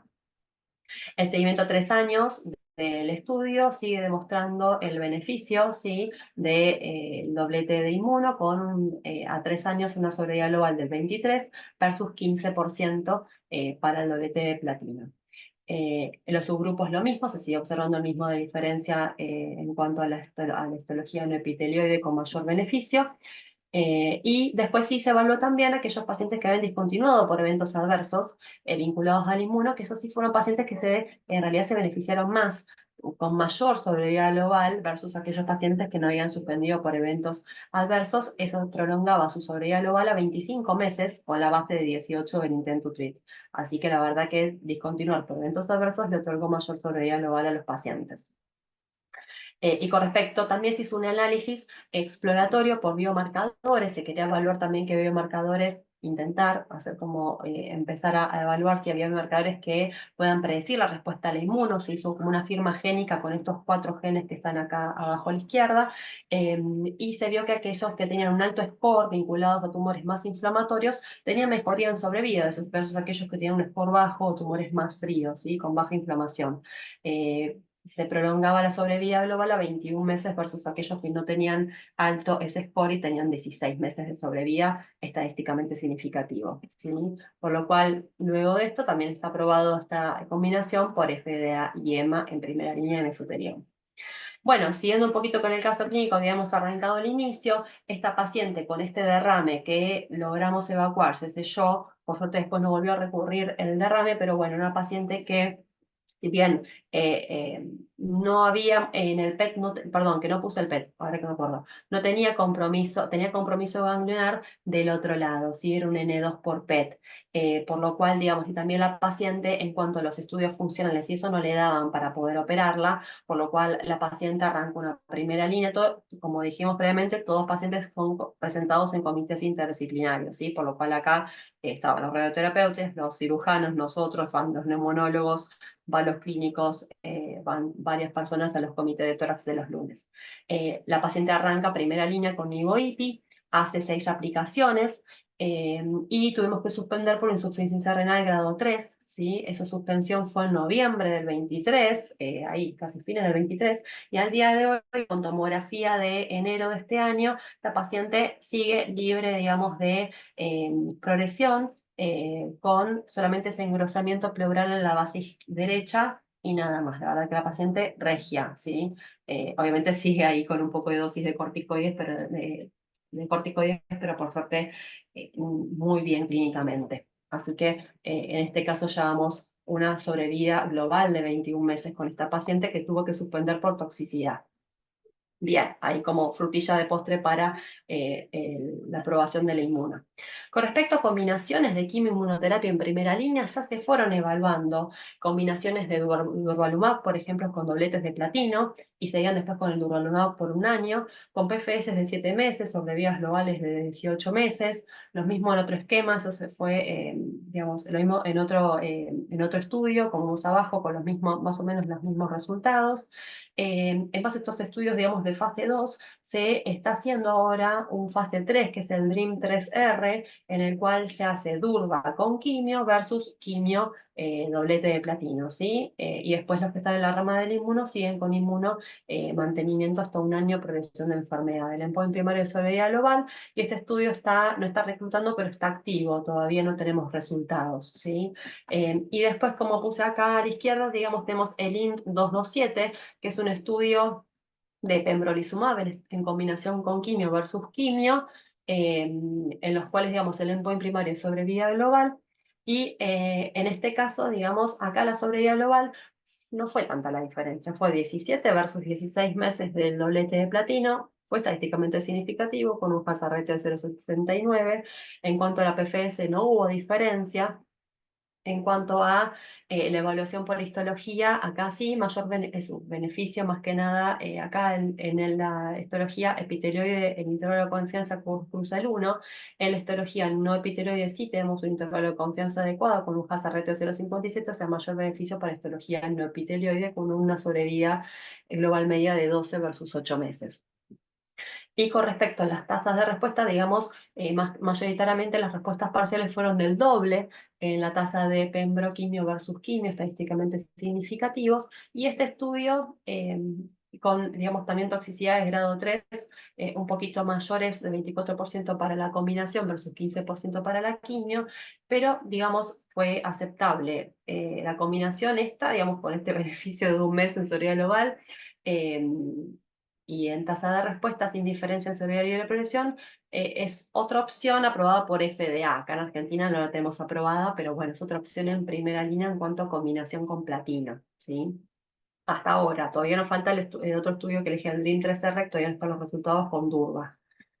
Bueno, cuando pacientes progresan a primera línea, sabemos que más allá de primera línea no tenemos opciones de tratamiento sistémico formalmente aprobadas. Las opciones más utilizadas es darle una droga simple, por ejemplo, vinorelbina, gemcitabina, reexponerlo a pemetrexed o al doblete de platino, de acuerdo al tiempo que haya pasado. Estas opciones son basadas en estudios retrospectivos o fase 2, que reportaron tasas de respuestas que no superan el 20%, PFS que no superan los 4 meses y sobrevidas globales que van entre 2 a 12 meses.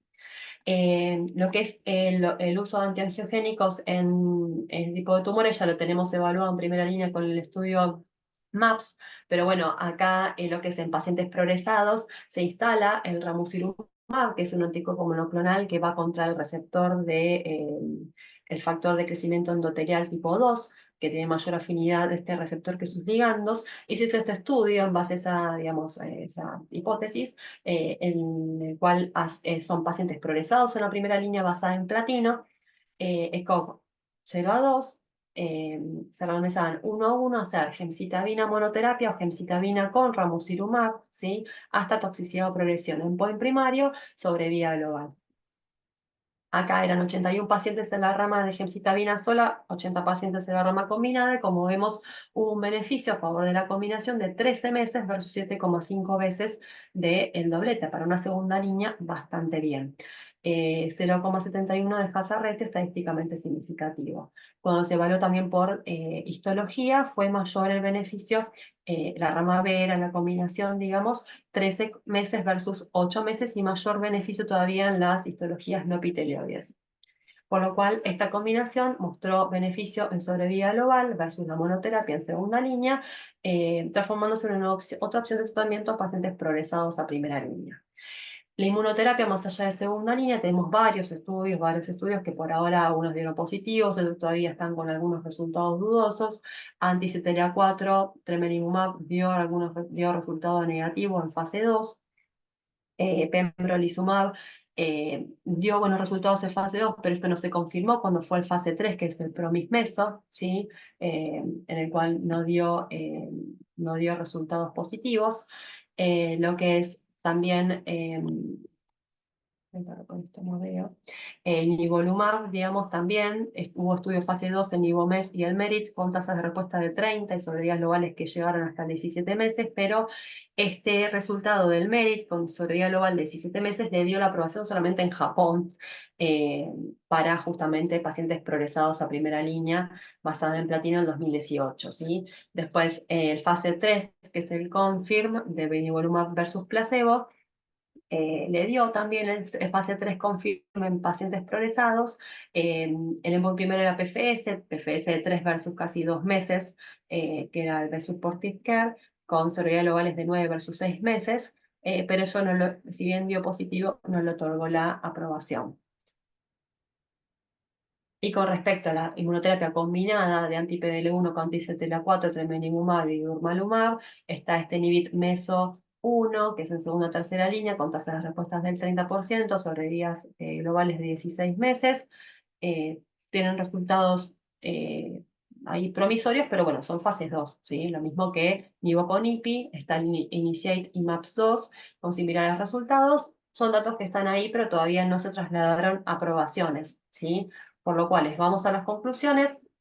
Como conclusiones, bueno, sabemos que en su momento el estándar de tratamiento fue el doblete de platino, ¿sí? Basado en pemetrexed, con beneficio en sobrevida global de 12 meses, absoluto de 3 meses frente al platino solo. Cuando le agregamos el bevacizumab, en comparación al doblete de platino, siempre yendo un poco más, la sobrevida global la logramos prolongar a 18 meses. Después de 2 décadas sin avances, se aprueba esta estrategia de combinar la quimioterapia con el dispositivo de radiación a baja dosis, ¿sí? Con una sobrevida global de 18 meses.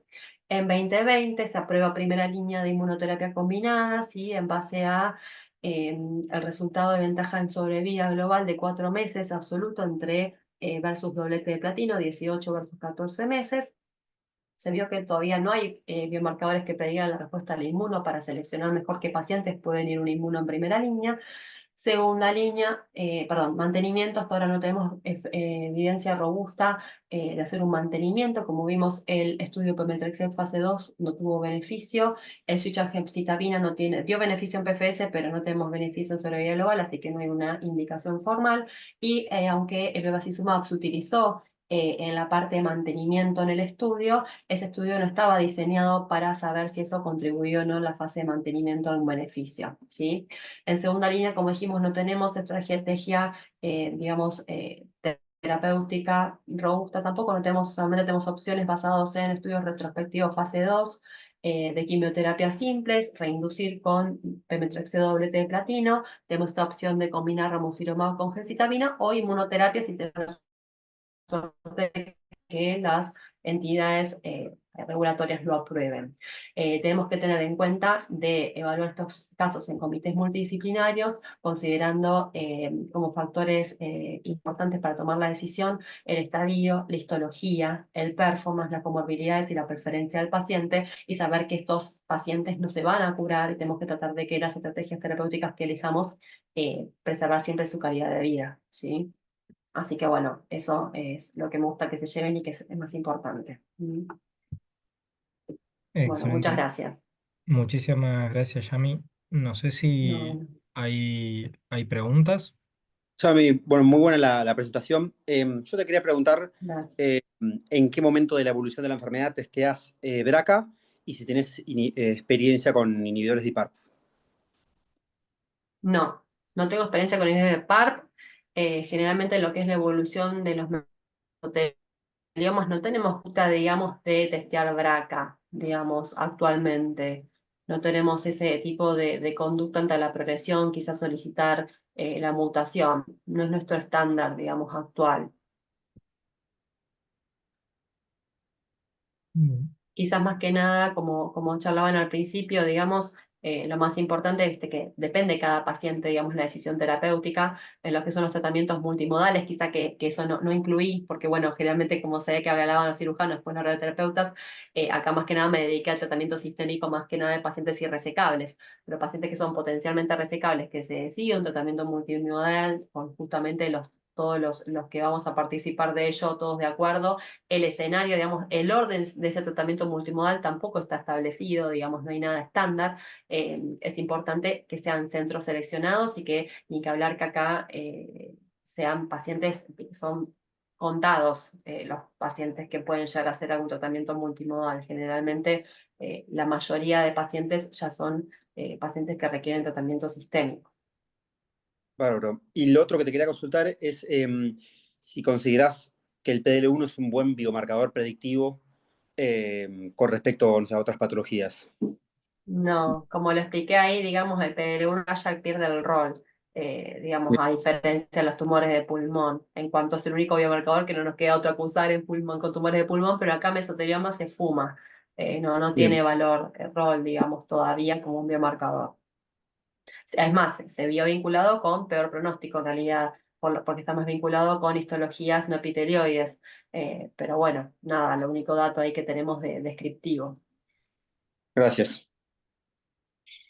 Te hago una pregunta más de tu día a día. Tu experiencia con IPI-NIVO, con esta secuencia de IPI hasta progresión a toxicidad, cómo viene siendo, qué cosas viste en pacientes que te acuerdes, que nos puedas contar. Mira, tengo una paciente que le di como fue como agua, digamos, en Iboipi, o sea, progresó en la primera evaluación y también progresó muy clínicamente y no pudimos hacer más nada.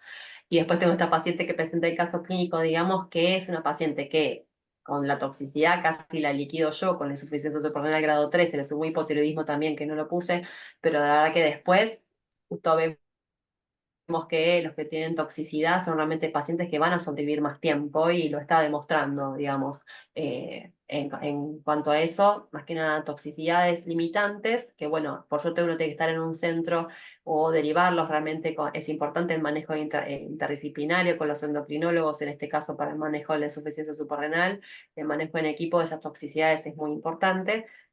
Más que nada cuando vamos a indicar una combinación, que sabemos que hay más toxicidades con eso, ¿sí? Eso como para quedarse. Bueno, pero no todos los pacientes se benefician del inmuno, es así, no es que es la magia que tenemos ahí para darle a los pacientes. Si bien sabemos que tenemos un sarcomatoide, va a ser la elección de, como que con la carta más poderosa vamos a jugar con el doblete de inmuno, pero también saber que es una opción terapéutica. Pues tenemos como dije, el doblete de platino, combinación con bevacizumab, que también en cuanto a resultados de sobrevida global, lo equiparan. Así que, o sea, no es que acá el inmuno se nos va mucho más adelante lo que es la sobrevida con respecto a otros tumores en comparación con quimio. Y un poco articulada con esa pregunta, hay muchos problemas de acceso para IPI-NIVO. Uno muchas Por veces lo eso. tiene que Ujú, pelear y hasta llegar a cuestiones judiciales. ujú. ¿En qué paciente como que vos lo incitarías a decir, bueno, consigue un abogado y hace un amparo y que tu obra social es mucho mejor hacerte IPI-NIVO que quimio?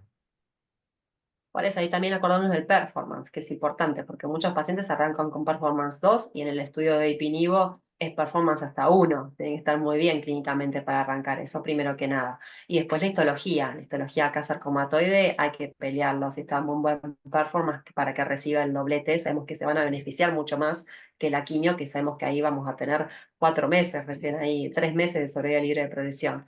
Así que en esos casos, histología sarcomatoide, muy buen performance, te la peleo, digamos, por así decirlo. Es como los dos criterios más importantes, me parecen, como para pelear la inmuna.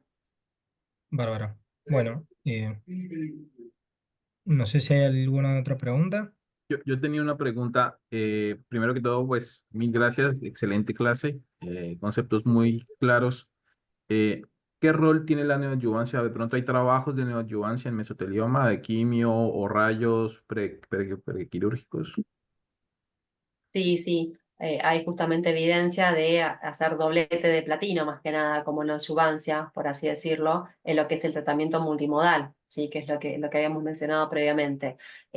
Hoy en día, como te digo, o sea, cayeron mucho en desuso, por así decirlo, porque pacientes que inicialmente se consideran potencialmente resecables, que quizás hacen quimioterapia primero, en los casos, por lo menos en los nuestros, la mayoría de pacientes que hacen quimioterapia con una intención después de ir a cirugía, no van a cirugía. Son pacientes que generalmente a veces tienen más que nada enfermedades estables y no van, no son candidatos para seguir con esa instancia quirúrgica que estaba pensada en un principio. Es como que eso también hizo caer en desuso el tema de la neoadjuvancia en mesotelioma. Hoy en día ya uno, si generalmente no es quirúrgico, no tenemos por lo menos en nuestro accionar diario hacer neoadjuvancias.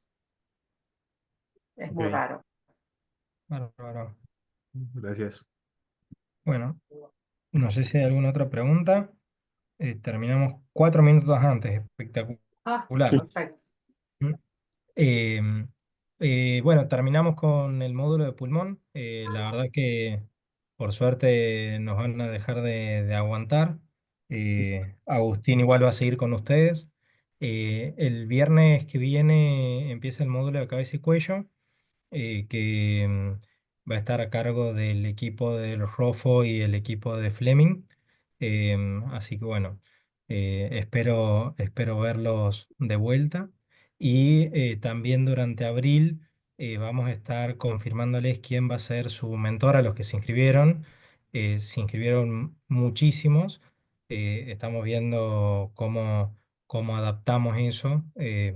Puede que alguno que no cumpla requisitos por edad o cosas así, puede que no le consigamos mentor, pero probablemente la mayoría sí. Así que bueno, no, nos sorprendió, por suerte, la cantidad de gente que se sumó al proyecto. Así que bueno, muchas gracias a todos, que tengan buen fin de semana. Nos vemos el viernes que viene. Buen fin de, chao, chao. Chao, hasta luego.